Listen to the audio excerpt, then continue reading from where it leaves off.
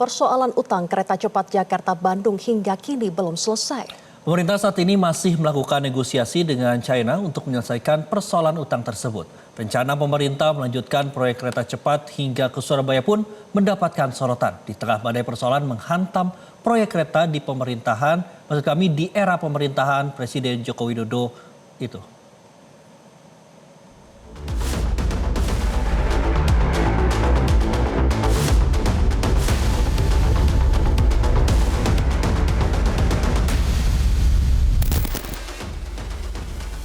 Belum selesai dengan persoalan utang kereta cepat Jakarta-Bandung atau WUS. Pemerintah berencana melakukan proyek perpanjangan kereta cepat WUS dari Jakarta-Bandung hingga Surabaya.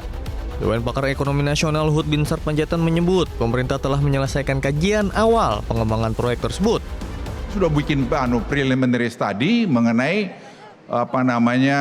WUS ini sampai ke mana, ke Surabaya. Karena studi juga, saya selalu basisnya studi. Jawa ini akan menjadi kota pulau. Jadi transportasi itu harus dibutuhkan sampai ke Surabaya.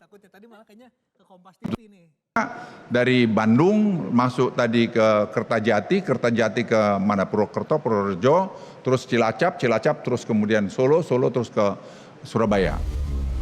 Hal ini pun mendapat sorotan peneliti Pukat UGM Zainur Rohman. Dirinya menilai pemerintah perlu mengkaji ulang rencana melanjutkan proyek kereta cepat WUS hingga ke Surabaya.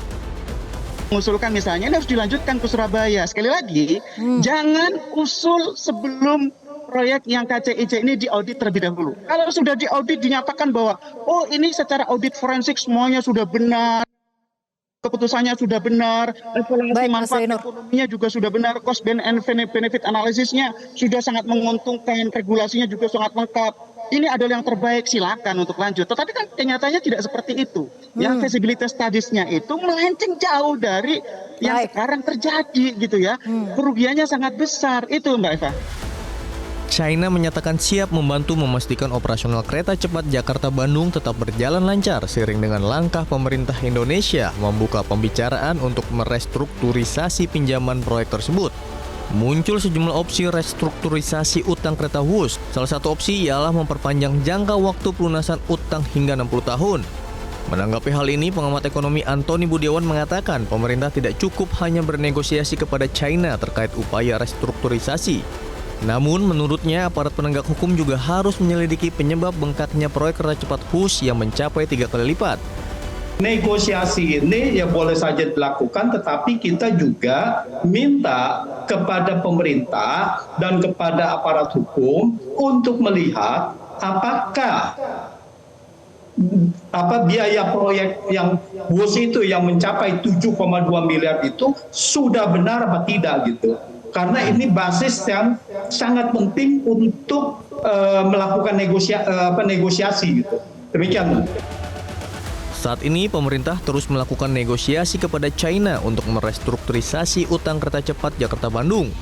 Negosiasi mulai dari jangka waktu pinjaman, suku bunga, hingga mata uang yang akan didiskusikan.